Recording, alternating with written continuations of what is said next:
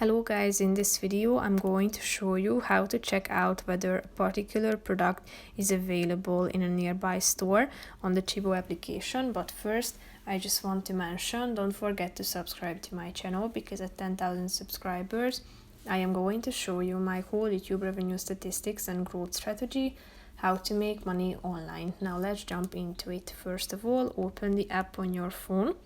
Then you should tap on the wishlist button down below and click on the search icon at the top. Type in the name of the product that you are looking for, and after that you can narrow down your search by applying filters.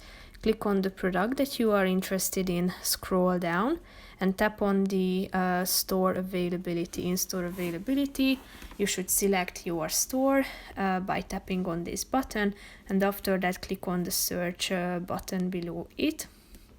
And here you can find whether it is available or not.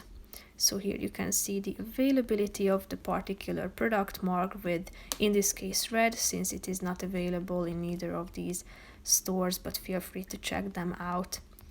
So you can also turn on this availability button, which shows whether it is available in any stores in your country or city.